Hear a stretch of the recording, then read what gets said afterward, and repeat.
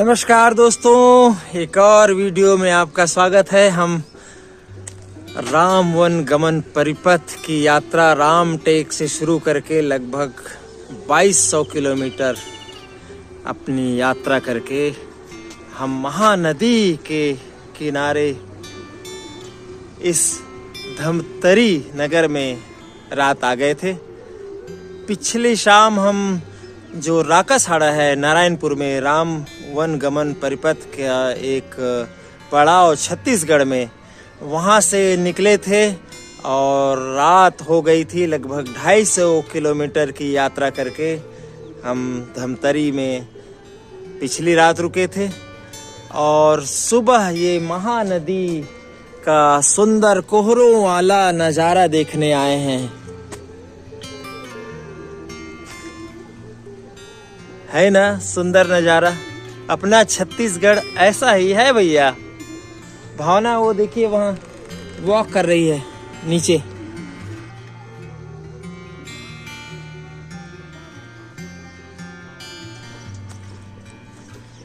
ये छत्तीसगढ़ का क्षेत्र दक्षिण कोसल और दंडकारण्य की सीमा। दक्षिण कोसल यानी राम जी के मामा का गांव, उनकी माता कौशल्या का मायका। सिहावा क्षेत्र हम आज जाएंगे और राम जी के ननिहाल से कैसे दंडकारण्य का रिश्ता जुड़ा हुआ था उस पर भी बात करेंगे। लेकिन एक और इस वीडियो में कुछ खास कहानी होगी इस सिहावा क्षेत्र से। नमस्कार दोस्तों, ये है भावना और मैं हूँ होमेंद्र और आप देख रहे हैं मंगल जर्नी। नदी ऐसे ही जाएगी।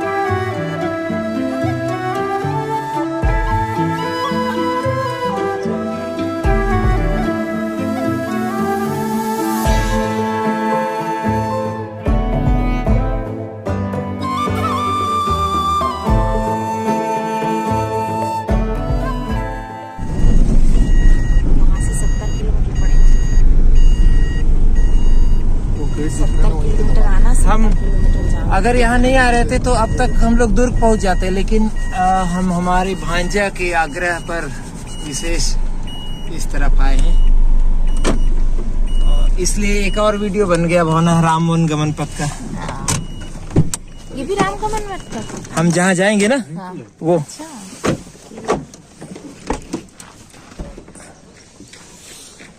एक और एकदम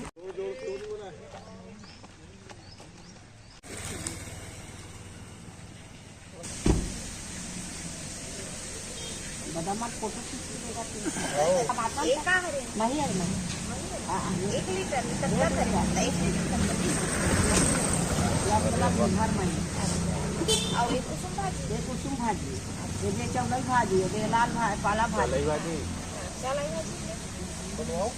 नहीं तो तुम तो पपीता कच्चा है काम में अभी? नहीं पक गई आई बेटा। पक गई। एक आठ ले तुरंत खाएंगे अभी। कितने रुपए किलो है? मैं 50 रुपया देखो ज्यादा लेते थे हमारा 40 रुपया। आई है। और वो पपीता अपना खाते हैं कुछ नहीं। अच्छा मीठा होगी ना। हाँ एक खन ले लेते हैं चलो। ये लो अभी खा लेंगे ना, छिलके काट दो। हाँ हाँ ये दे भूला ताऊ देखो साबुन तो वही का बेटा 40-50 में लेंगे वो किलो में। बात है ये नहीं थोड़े कर ले लेंगे आ मैं कल आज नहीं हूँ परसों लेके रहे हो नहीं। मैं अपनी यहाँ ये देख पाओ कम है ऐसे ही मेरी गाड़ी रोक रहे हो आ रहे हो।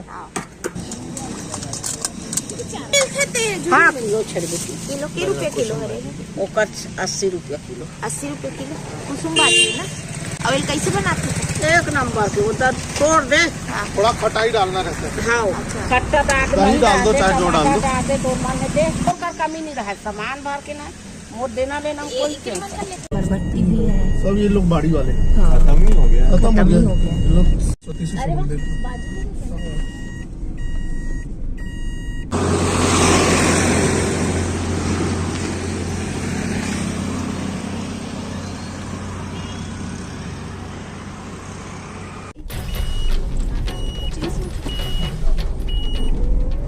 तो ये है हमारे भांजा जी और इन्हीं के यहाँ धमतरी में हम लोग ठहरे थे। चंद्रेश देशमुख अच्छा मुझे लगा सम्मी है। और ये है हमारे कान्हा जी। हमारे टूर में पूरा कान्हा जी साथ थे 9,000 किलोमीटर की यात्रा में। हमने भोपाल से भोपालपट्टनम तक यात्रा की और अब आज पहुंच गए हैं धमतरी और यहाँ से निकल रहे हैं ऋषि मुनियों का क्षेत्र, दक्षिण कौशल दंडकारण्य की सीमा,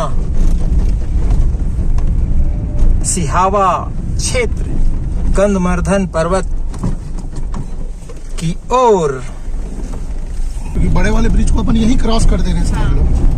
तो ये है कौन सी? रुद्री बराज और महानदी, ये सामने महानदी, यही महानदी। महानदी अच्छा, बराज बनने से यहाँ दिख रहा है सूखा ना? दिख रहा है जी। नमस्कार दोस्तों, मैं हूँ होमेंद्र और मैं हूँ भावना। और आप हैं कान्हा और आप हैं चंद्रेश और हम धमतरी से सिहावा की ओर जा रहे हैं दोस्तों। जितने ज्यादा मध्य प्रदेश को नदियों का मायका कहा जाता है। ये नरहरा जलप्रपात भी इधर ही है लेकिन अभी पानी एकदम कम होगा। अच्छा, यही रास्ता है नरहरा जलप्रपात का। नदी झरने हमारे छत्तीसगढ़ में भी बहुत है, मध्य प्रदेश में भी बहुत है। मध्य प्रदेश को तो नदियों का मायका कहा जाता है क्योंकि 25 से ज्यादा प्रायद्वीप नदियां अपने मध्य प्रदेश से उद्गम होती हैं। उसमें नर्मदा, ताप्ती और चंबल बड़ी नदी है, लेकिन छत्तीसगढ़ भी कम नहीं है दोस्तों। ये महानदी है। देखिए बैराज बन गया है तो इस तरफ सूखा है और गंगरेल डैम इस तरफ है ना, वो दिख रहा है। रुद्री है। हाँ, वो रुद्री बराज है, वहीं हम लोग सुबह आए थे ना।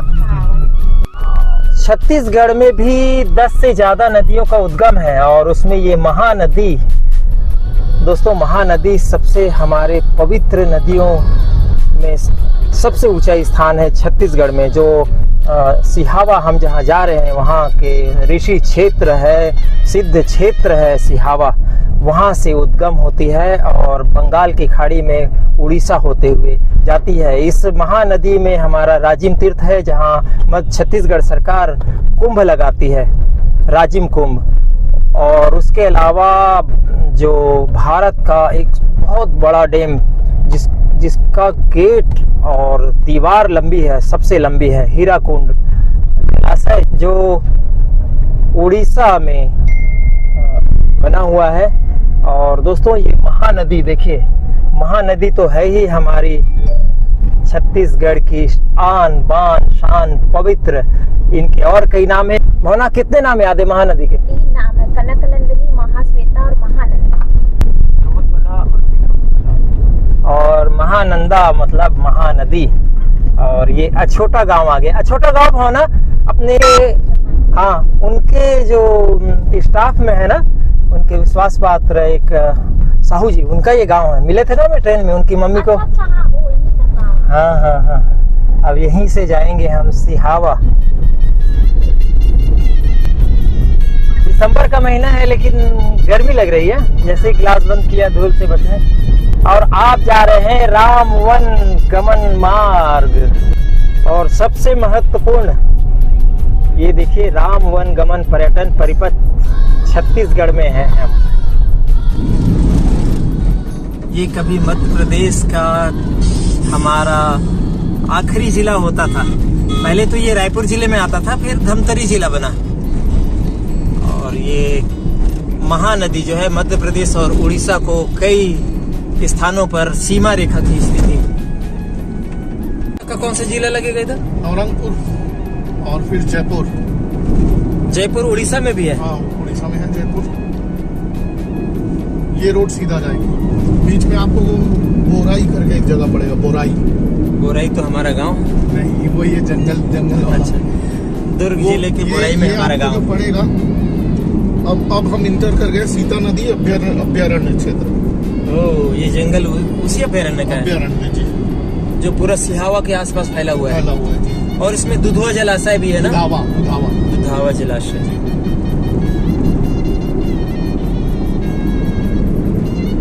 इसीलिए तो कहते हैं ना हमारे छत्तीसगढ़ में ये जो, और वही सिहावा जो सिद्ध क्षेत्र है। और क्यों नहीं हमारे छत्तीसगढ़ को उस दृष्टि से नहीं देखा गया, ऋषि प्रदेश हो सकता है। उत्तराखंड अगर देवभूमि है तो हमारा ये छत्तीसगढ़ ऋषि भूमि के नाम से जाना जाना चाहिए। और जंगल के जितने उत्पाद हैं आपको सब मिल जाएंगे, जड़ी बूटियों से लेकर सब। जैसे हम लोग को जिमीकंद खरीदना होता है तो हम लोग यहाँ आते हैं सुबह 7 बजे पहुँच जाइए, 8, 9, साढ़े 9, 10 बजे तक बाजार खत्म हो जाता है। सिहावा कितनी दूर है यहाँ से? लगभग धमतरी से? धमतरी से 60 किलोमीटर, 60 से 65 किलोमीटर। पहले हम आएगा नगरी सिहावा, जैसे भिलाई दुर्ग है और ट्विन सिटी, वैसा ही ये है ट्विन सिटी नगरी सिहावा।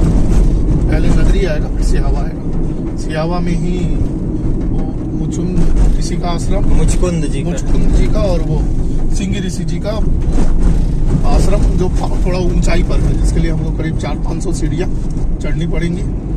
और वहाँ पे महानदी का उद्गम स्थल भी है ऊपर में। ऐसा माना जाता है कि वो एक पत्थर के बीच में है, थोड़ा सा पानी रहता है उसमें। अगर आप कॉइन डालेंगे तो थोड़ा शाम तक वो नीचे पहाड़ के नीचे जहाँ पे पानी निकल रहा है वहाँ पे मिलता है वो कॉइन। अच्छा, मतलब अंदर ही अंदर बहाव है? बहाव है जी। महानदी का ऐसा उद्गम स्थल रहस्यमय। कहते हैं कि शिवलिंग के जलहरी से पानी गिरता है ना, लेकिन वहाँ नहीं दिखता है, वो नदी में जाके खुलता है। शिवलिंग के नीचे से पानी ऐसा पत्थर है, उसके बीच में गैप है। हाँ, जैसे हम त्र्यंबकेश्वर में जो मंदिर है जो अंदर है शिवलिंग, मतलब जैसे शिवलिंग जनरली बाहर होता है, लेकिन त्र्यंबकेश्वर में ऐसे 3 छेद वाला है जो ब्रह्मा विष्णु महेश ऐसा रखते हैं, वैसा टाइप का है समझ।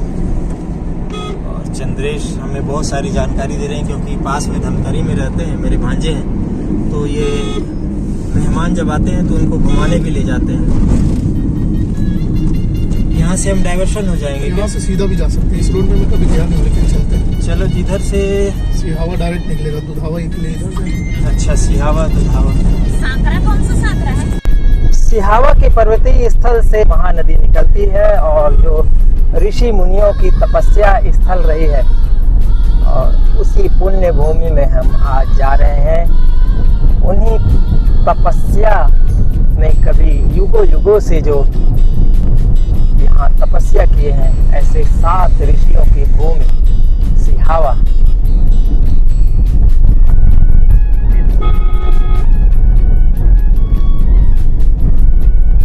ये है क्या है? विशाखापट्टनम एक्सप्रेसवे, रायपुर से विशाखापट्टनम के लिए जो डायरेक्ट एक्सप्रेसवे बन रहा है वो ये है जी। ओ,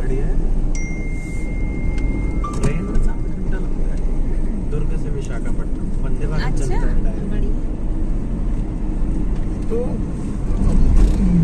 बेसिकली एक्सप्रेसवे जो है वो आप शौकिया लोग जाते हैं कार से, लेकिन मालवाहक गाड़ियों के लिए वो रहता है ताकि जल्दी से जल्दी सामान पहुंचाया जा सके। रास्ते से कितना पड़ेगा? जैसे ट्रेन से 7 घंटा लग रहा है, ज़्यादा ही पड़ेगा।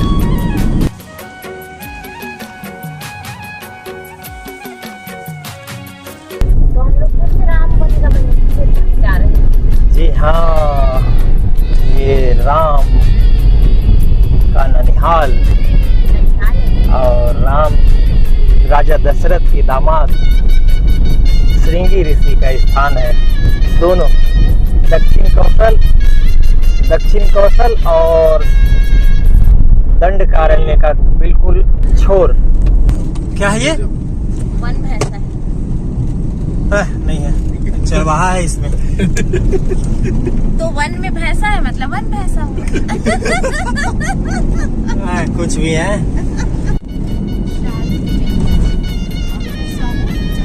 साल और साबुन की सबसे ज्यादा।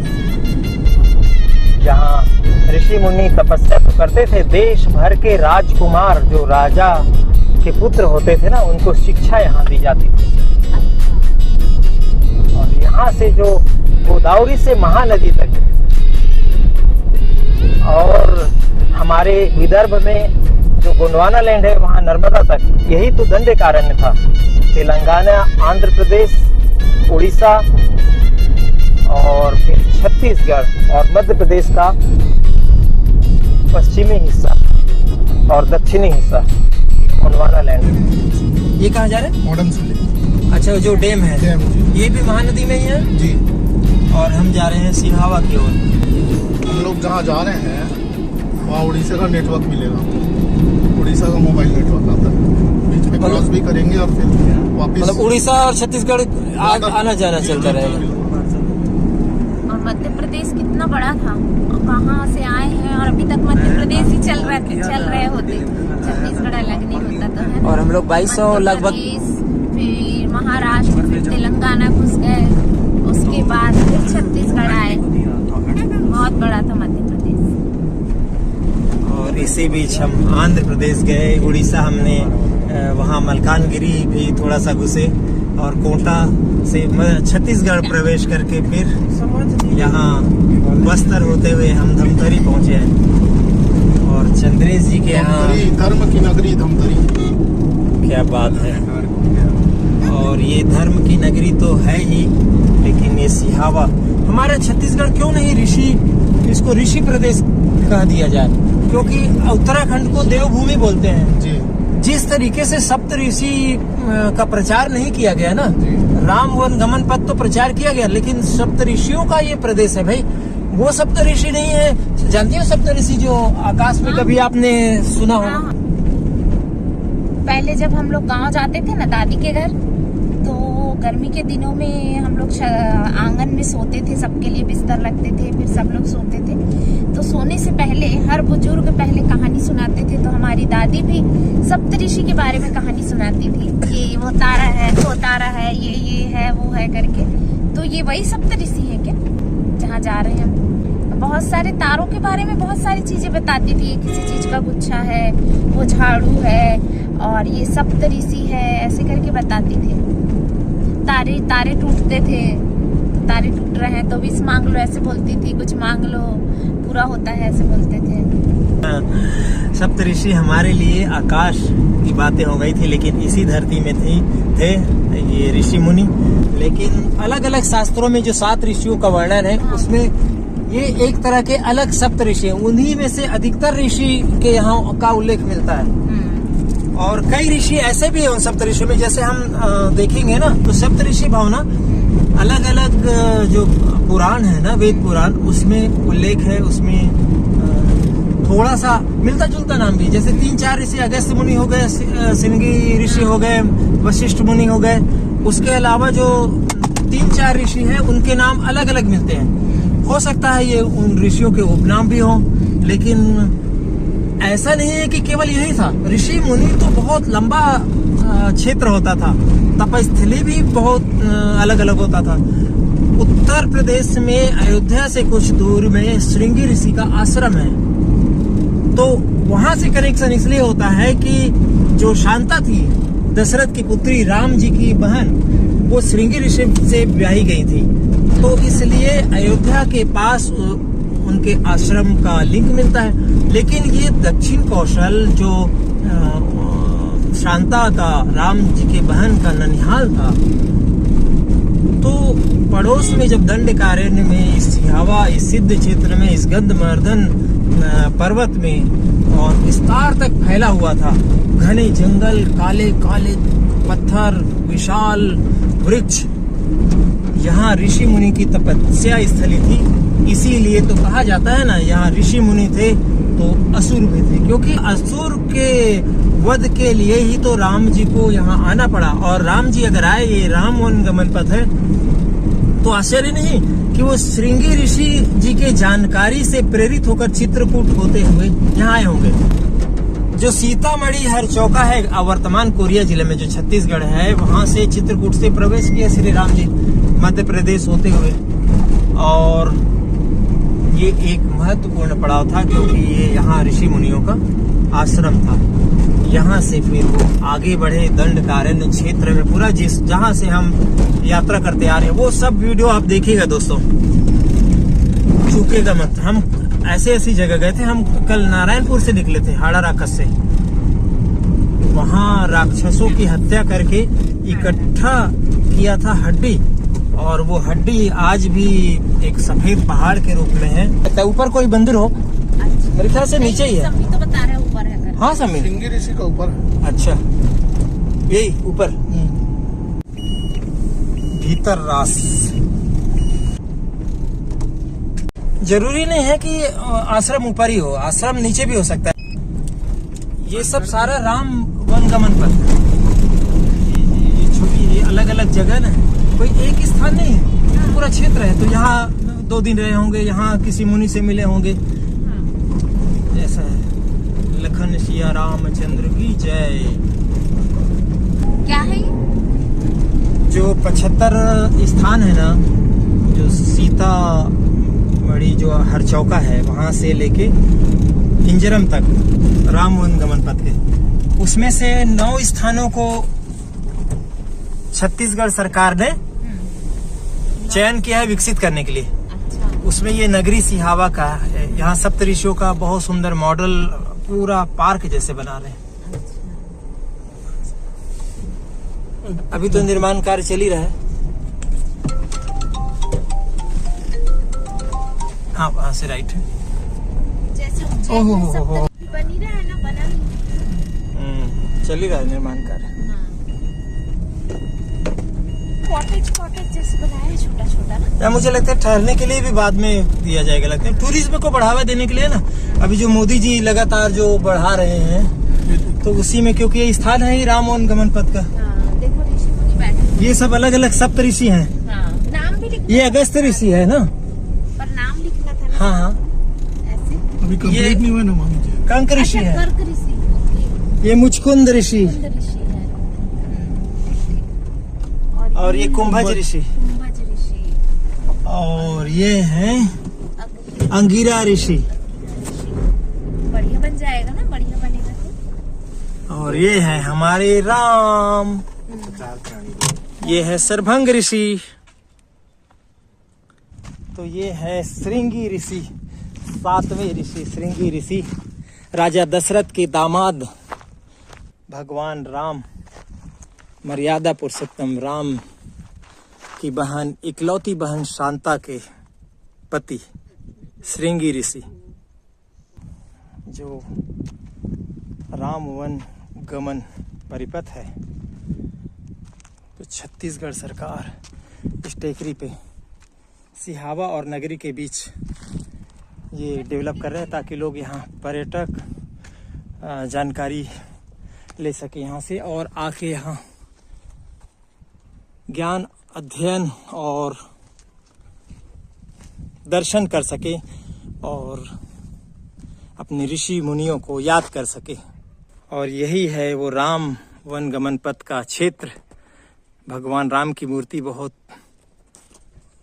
वनवासी रूप में यहाँ बनाया गया है। तो ऐसे इस पावन भूमि में आके हमको आज ये कहानी आपने देखा होगा दोस्तों। वीडियो थोड़ा लंबा है, क्योंकि थक गई क्या? वीडियो थोड़ा लंबा है, लेकिन हम कैसे कोई आ सकता है यहाँ, ये इसलिए भी हमने इसको धमतरी से शुरू किया था। और अब हम जाएंगे, क्योंकि लंबा रास्ता है, करीब हम 65 किलोमीटर आगे। छत्तीसगढ़ में जो राम वन गमन परिपथ मार्ग को जो विकसित किया जा रहा है, उसी तर्ज पर हमारे मध्य प्रदेश में भी योजना शुरू की गई है। जो राम वन गमन पथ है उसके मार्ग को, स्थान को, पड़ाव को चिन्हित करके एक परिपथ का निर्माण कार्य चालू है। लेकिन हमारे मोहन यादव मुख्यमंत्री मध्य प्रदेश, उन्होंने अभी एक बीड़ा उठाया है श्री कृष्ण के स्थानों को कृष्ण पाथे योजना के नाम से विकसित करने का। और छत्तीसगढ़ में इस तरह कृष्ण का अस्तित्व अभी तक किसी ने जाना नहीं था। लेकिन किस तरीके से राम के अलावा छत्तीसगढ़ की भूमि में श्री कृष्ण की कहानी इन सिहावा क्षेत्र में, इस ऋषि मुनि के क्षेत्र में, और खासकर मुचकुंद ऋषि जी से जुड़ी हुई कहानी। इंतजार कीजिए अगले वीडियो का इसी चैनल पर। तो इस वीडियो को लाइक कीजिए, शेयर कीजिए, कमेंट कीजिए और चैनल को लाइक शेयर सब्सक्राइब कीजिए। कैसा लगा ये वीडियो कमेंट जरूर कीजिएगा, भूलिएगा नहीं। चले गाड़ी चालू कर लीजिए।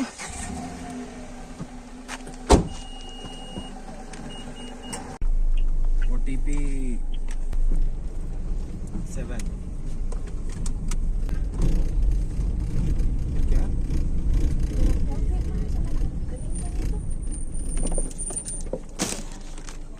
मेरा फोन बार बार गिर जा रहा है जेब से। अब देखिए पर्यटन तो ऐसे ही अब बढ़ रहा है, ये लोग रुकेंगे लगता है इसमें, है ना? हाँ, पर्यटन देखिए ज्ञान का पर्यटन अलग है और मनोरंजन का पर्यटन अलग है। और ज्ञान का पर्यटन इन दिनों बहुत स्कोप है। एक यहाँ एक सेंटर तो बन गया ना,